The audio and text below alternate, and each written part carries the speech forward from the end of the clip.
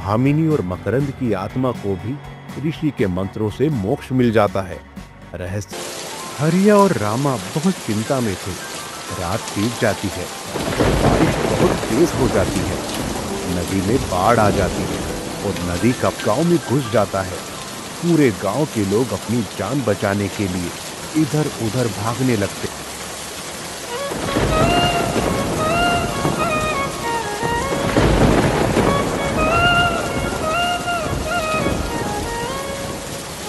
हरिया, ये बारिश तो रुकने का नाम ही नहीं ले रही है। कितने दिन हो गए हैं, परंतु बारिश लगातार हो ही रही है।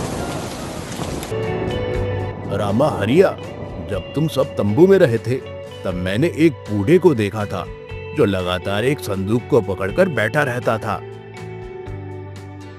हाँ मंत्री जी, वो हमारे गांव के सबसे बड़े बुजुर्ग हैं।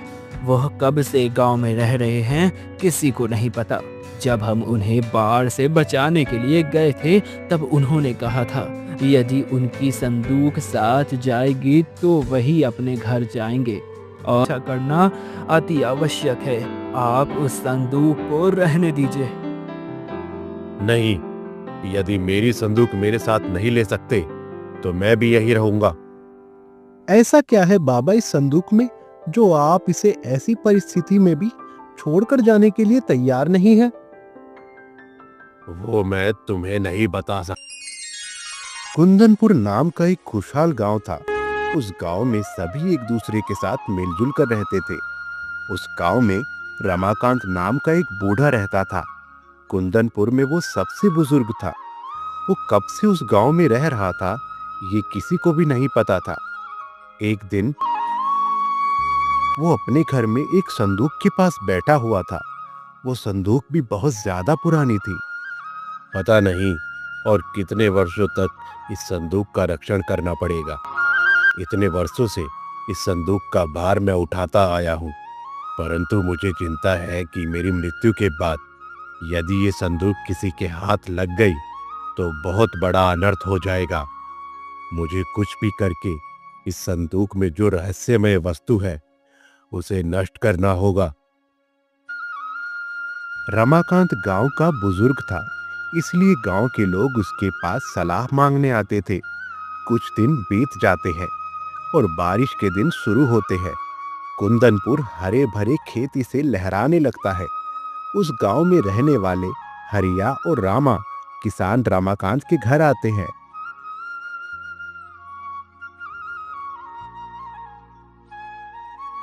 बूढ़े बाबा, इस साल भी हमेशा की तरह अच्छी फसल होगी।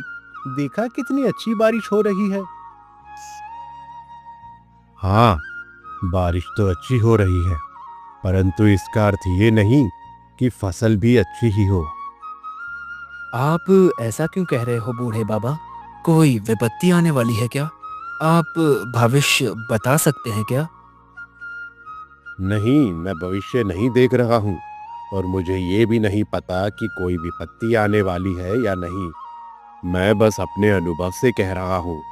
इस सृष्टि में सब कभी एक समान नहीं रहता, परिवर्तन आता ही रहता है। हमें जब लगता है कि भविष्य में सब अच्छा ही होगा तो अवश्य ऐसा कुछ घटित होता है जिसका हमने कभी विचार भी नहीं किया होता। रमाकांत ऐसा क्यों कह रहा था ये रामा और हरिया को समझ नहीं आता।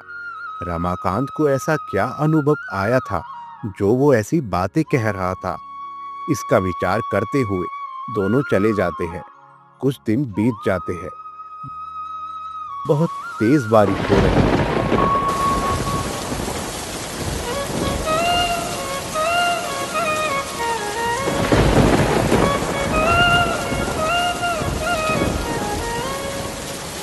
हरिया, ये बारिश तो रुकने का नाम ही नहीं ले रही है। कितने दिन हो गए हैं, परंतु बारिश लगातार हो ही रही है।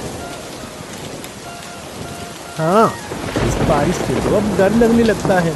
हमें तो लगा था कि फसल इस साल भी हमेशा की तरह अच्छी होगी, पर इस बारिश को देखकर लग रहा है कि कहीं नदी में बाढ़ ना आ जाए।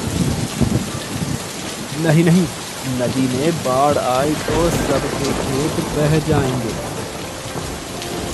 हरिया और रामा बहुत चिंता में थे। रात बीत जाती है और बारिश बहुत तेज हो जाती है। नदी में बाढ़ आ जाती है और नदी का गांव में घुस जाता है। पूरे गांव के लोग अपनी जान बचाने के लिए इधर उधर भागने लगते हैं। रामा और हरिया मिलते हैं और रामा, हमें मंत्री जी से जाकर मिलना चाहिए। मंत्री जी, अब हम सबके रहने की व्यवस्था कर सकते हैं। तब तुम सब गांव वालों को एक साथ आने को कहो। हाँ, यही ठीक है। तुम जल्दी जाओ और मंत्री से बात करो। हरिया भागकर मंत्री जी के पास आता है। मंत्री उससे कहते हैं कि उन्हें ऐसी स्थिति आ सकती है, इसका अनुमान था, इसलिए उन्होंने पहले ही गांव के ऊंचे स्थान पर सबके लिए तंबुओं का निर्माण किया है। रामा और हरिया सब गांव वालों को वहां लेकर जाने लगते हैं। तभी रामा, बूढ़े बाबा कहाँ है? बाकी सब आ गए पर वो नहीं दिख रहा है। हाँ, भीड़ में मुझे भी समझ में नहीं आया कि वो सबके साथ है। चलो चलो, उन्हें लेकर आते हैं। हरिया और रामा बाकी सबको आगे भेजकर बूढ़े बाबा को लेने जाते हैं।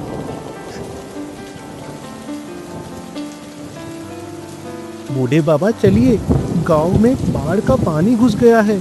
कभी भी सबके घरों में चला जाएगा, इसलिए मंत्री जी ने सबकी व्यवस्था की है। ठीक है, मैं चलता हूँ, पर मेरी वो संदूक भी मेरे साथ लेनी है। बाबा, अभी हमारे प्राणों की रक्षा करना अति आवश्यक है। आप उस संदूक को रहने दीजिए। नहीं, यदि मेरी संदूक मेरे साथ नहीं ले सकते तो मैं भी यही रहूंगा। ऐसा क्या है बाबा इस संदूक में, जो आप इसे ऐसी परिस्थिति में भी छोड़कर जाने के लिए तैयार नहीं है? वो मैं तुम्हें नहीं बता सकता, पर यदि मेरी संदूक को यहाँ छोड़ना है तो मैं भी नहीं आऊंगा। ठीक है, चलिए, आप आगे चलिए, हम ये संदूक उठाकर लाते हैं। हरिया और रामा बूढ़े बाबा के साथ उनकी संदूक के साथ ऊंचे स्थान पर चले जाते हैं। मंत्री जी ने सबकी अच्छी व्यवस्था की हुई थी। मंत्री जी सबके भोजन और पीने के पानी तथा कपड़ों की व्यवस्था भी कर रहे थे। रामा जब जब रमाकांत के पास उसे भोजन वगैरह देने जाता, तब तक रमाकांत उस संदूक को पकड़कर बैठा दिखाई देता। बाबा, आप अभी भी इस संदूक को पकड़े हुए बैठे हैं। आखिर ऐसा क्या है इस संदूक में? रमाकांत कुछ नहीं कहता। कुछ दिनों के बाद बारिश रुक जाती है और नदी की बाढ़ का पानी भी खत्म हो जाता है। सब स्थिति सामान्य हो जाती है और सब अपने घरों में लौट जाते हैं। एक दिन मंत्री जी हरिया और रामा को बुलाते हैं।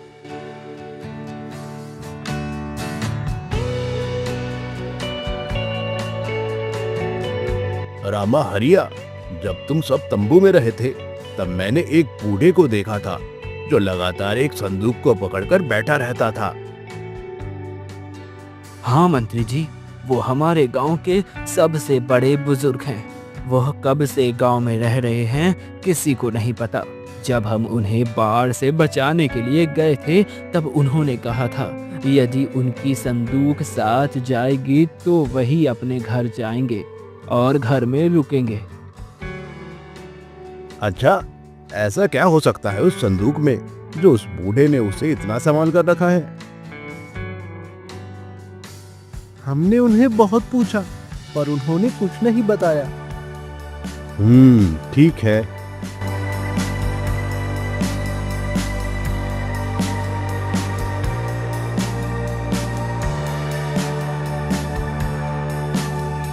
कुछ दिनों के बाद मंत्री खुद रमाकांत के घर आते हैं। बूढ़े बाबा, मैंने देखा है कि आपके पास एक संदूक है। हाँ, एक संदूक है मेरे पास। इतनी बाढ़ में भी आपने अपने प्राणों के रक्षण करने के बदले उस संदूक को अपने साथ रखने को कहा। ऐसा क्यों किया आपने? ऐसा क्या है उस संदूक में? मैं आपको वो बता नहीं सकता मंत्री जी। बूढ़े बाबा, आप इस तरह से उस संदूक को संजो कर रख रहे हैं इसका अर्थ ये है अवश्य उसमें कोई ऐसी वस्तु है जो बहुत मूल्यवान है। आप मुझे वो वस्तु दिखाएं, नहीं तो मुझे इस संदूक को महाराज के पास लेकर जाना पड़ेगा। रमाकांत मंत्री को कुछ नहीं बताता और मंत्री अपने सैनिकों के साथ उस संदूक को लेकर महल में जाते हैं। रमाकांत भी उसके साथ होता है। मंत्री महाराज विद्यावान को उस संदूक के बारे में बताते हैं और महाराज उस संदूक को खोलते हैं। महाराज देखते हैं कि उस संदूक में एक चमचमाता आईना है। इसमें तो एक सामान्य सा आईना है, आप इसे इतना संभाल कर क्यों रख रहे थे? महाराज, वो आईना सामान्य नहीं है, आप एक बार इसमें देखिए, फिर आपको पता चलेगा।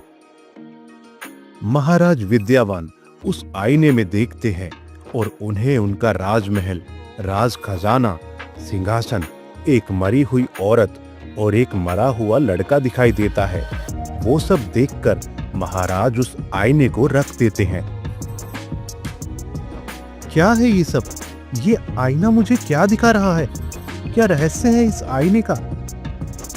ये आईना रहस्यमय है महाराज। ये आईना हमें हमारे भूतकाल का दर्शन कराता है। महाराज, आपको जो दिख रहा है वो पहले घटित हुआ है।